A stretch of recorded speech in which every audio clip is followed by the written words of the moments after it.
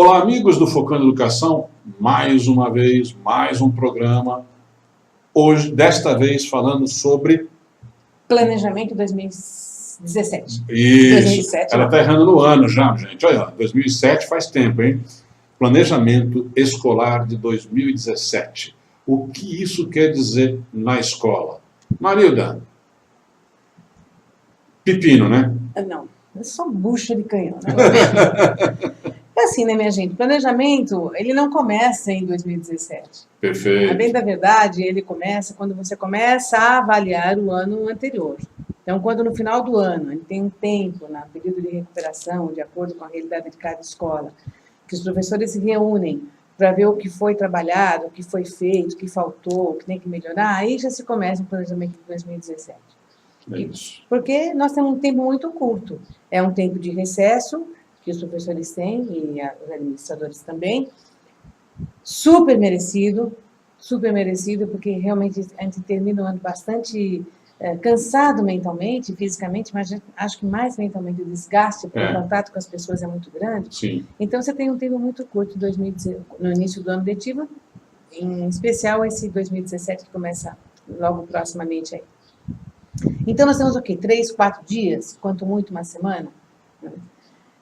Cada escola tem a sua realidade. Tem escolas que trabalham, às vezes, com um tema de motivação, uma palestra motivacional, Sim, que é interessante. Dependendo da escola, se é uma escola religiosa, confessional, às vezes algum tema específico ligado à pastoral, a valores de acordo com a própria escola. E também a gente não pode perder de vista a questão do foco acadêmico. Então, é importante que se tenha uma pessoa também que vá trabalhar ou vá dar uma palestra sobre essa questão do foco acadêmico. Vai ajudar? Sempre, sempre. Porque não deixa de ser um motivador. E no início do ano, a gente está mais descansado. Então, você ouve com outros ouvidos, não é? E às vezes são pequenas coisas que as pessoas acabam falando, se posicionando, que nos ajudam. Agora, o tempo é curto. E existe toda uma questão de organização também. Eu vou até dizer o seguinte: o tempo coletivo é pouco. Quer dizer, o tempo para todo mundo junto tentar fazer alguma coisa é pouco.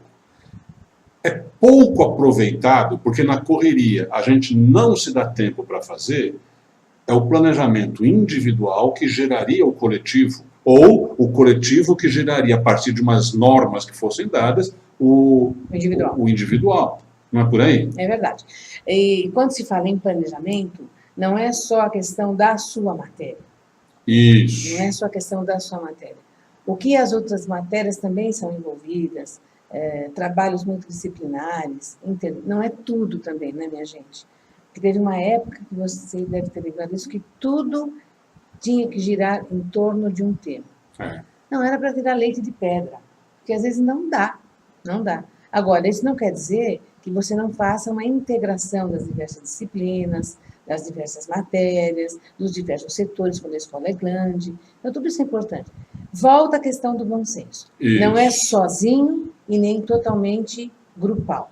Existem as duas coisas. E tem a base do conteúdo do ano, que tem que ser equilibrado e desenvolvido, e não só enquanto conteúdo, mas também quais são as atividades, quais são as avaliações que serão feitas, que tipo de estratégia, tudo isso é importante também ser discutido. Por isso que eu digo, na verdade, a gente pensa muitas vezes no planejamento, a escola inteira, mas às vezes é o individual, às vezes é o grupo, a área. E às vezes é a série, para ver o que vão fazer em comum. E a partir desse relacionamento, então são vários momentos de planejamento. A gente não pode simplesmente querer, vamos fazer em 3, 4 dias.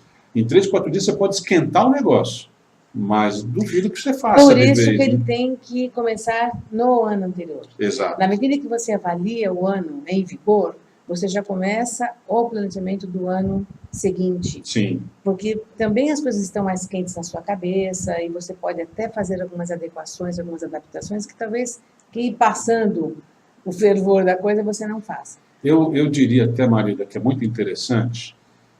Eu vejo isso em outras profissões, dificilmente eu vejo com professor, com a escola. O fim do ano, eu começo fazendo uma avaliação. Onde eu acertei, onde eu errei. Onde eu acertei, eu vou procurar manter no meu planejamento. Onde eu errei, como é que eu vou consertar? E o errar não quer dizer que eu não fiz tão bem quanto eu podia. Não é assim, ai, fiz besteira. Então, a gente, é interessante, a gente gosta da bronca no aluno, porque ele fez isso, porque não fez aquilo, mas a gente tem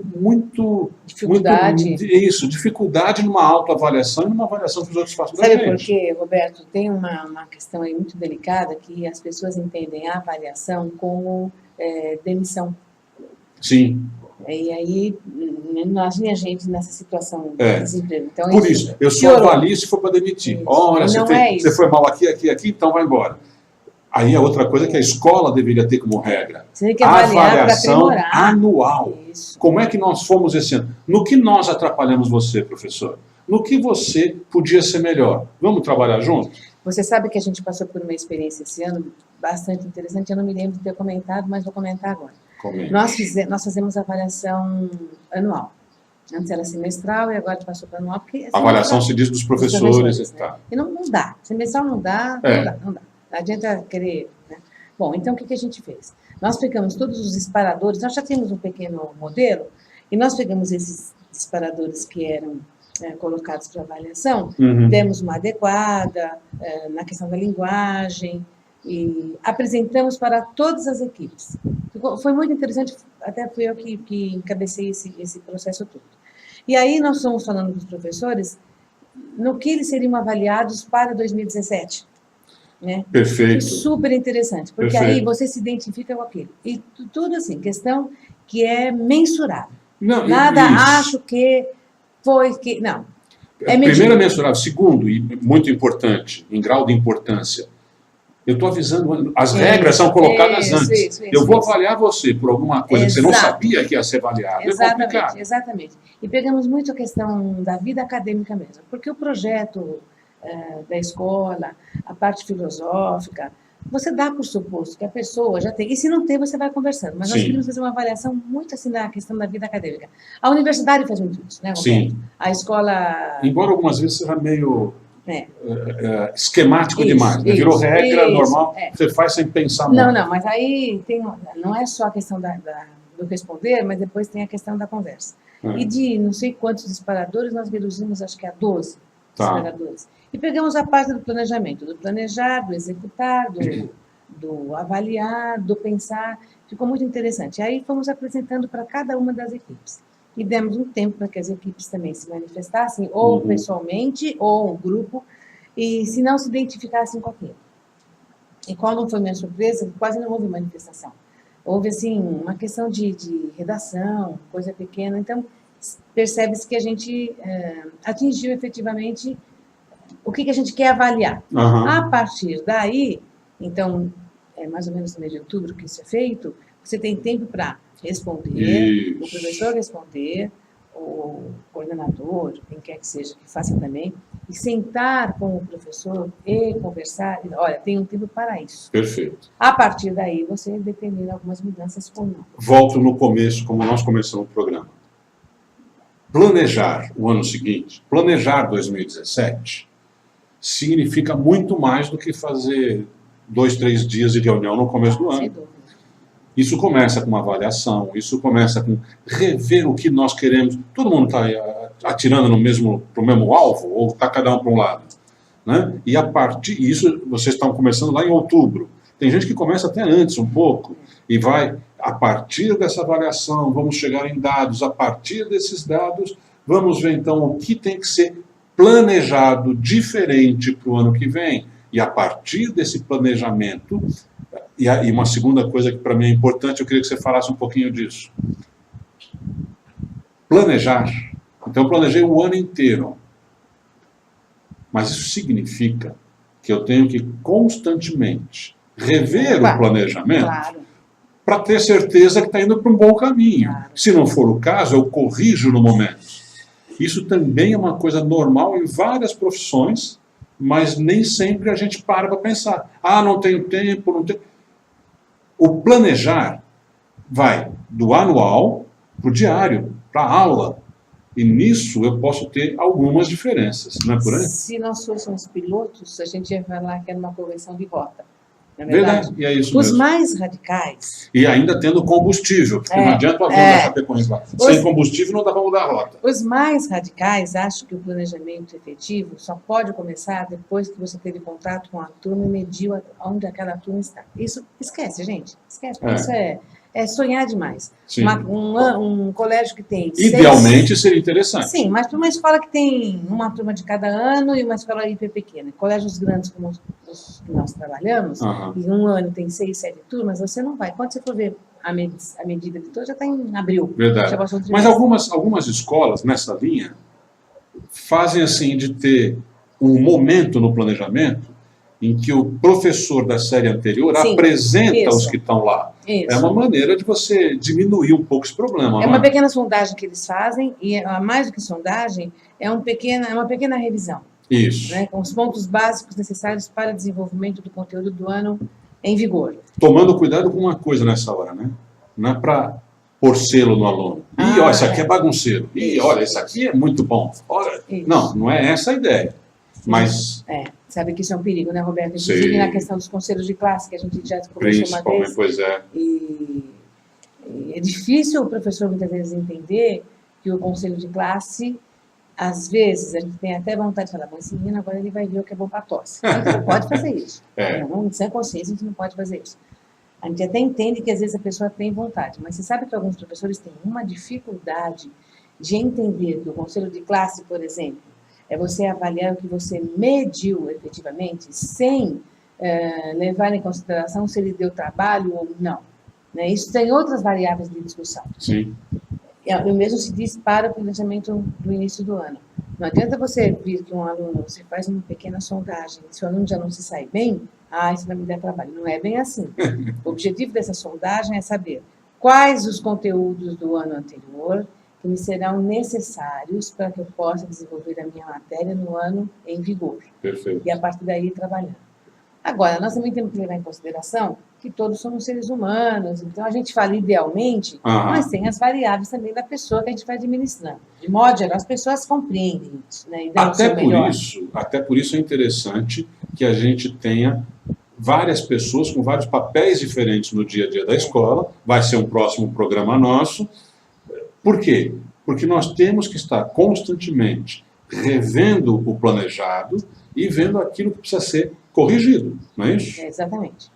E os resultados são bem interessantes, você sabe. Quando a gente entra nessa prática efetiva de sistematizar essa questão, você começa a ver bons resultados. E você começa automaticamente a aprimorar o seu planejamento. Perfeito. Porque você viu o que não deu certo, você tem que mudar.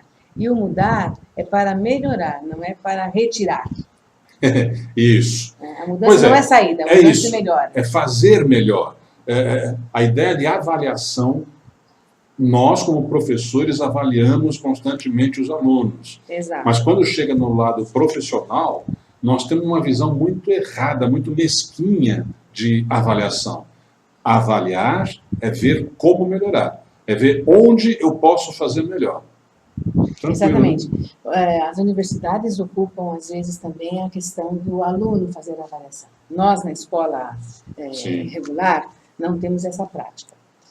Estamos iniciando. Algumas escolas já fazem essa avaliação também com os alunos. Eu digo, nossa, mas o aluno vai me avaliar? Vai, é uma variável. É importante saber também. Isso. Né?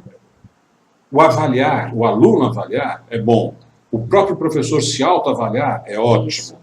Mas nenhum dos casos é a avaliação completa. Não. A avaliação completa exige uma série de coisas e pode ter como um dos parâmetros o aluno. E o aluno, quando é posto para avaliar, se é bem conduzido, se a avaliação é bem conduzida, não vai ficar só no esse eu gosto porque brinca, esse eu gosto porque dá nota. Vai ser realmente alguma coisa que dá para aproveitar muito, não acha? Você sabe que nós tivemos uma experiência no colégio onde eu trabalho, o coordenador do ensino médio fez uma pequena amostragem de avaliação e escolheu a dedo, efetivamente, os alunos e pediu que esses alunos fizessem a avaliação de determinados professores da seu do ensino médio. E foi muito interessante, porque depois ele pegou essa avaliação dos alunos e mostrou para o professor. E a pergunta era, você se identifica? O professor falou, me identifico. Pois é, tá vendo? Eu achei muito interessante isso. Com certeza. Né? Então, é um caminho. Planejamento para 2017. Acho que demos algumas dicas interessantes. Obviamente, vocês já começaram isso na escola.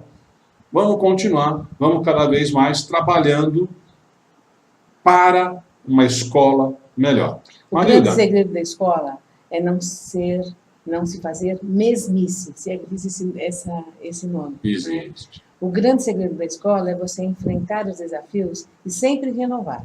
Não renovar nos modismos, mas renovar na sistematização, na forma de abordagem. Acho que esse é o grande segredo da escola. Essa dica final? Finalíssimo. A todos vocês, bom dia, boa tarde ou boa noite, não sei que hora vocês estão vendo. Até a próxima. Até lá.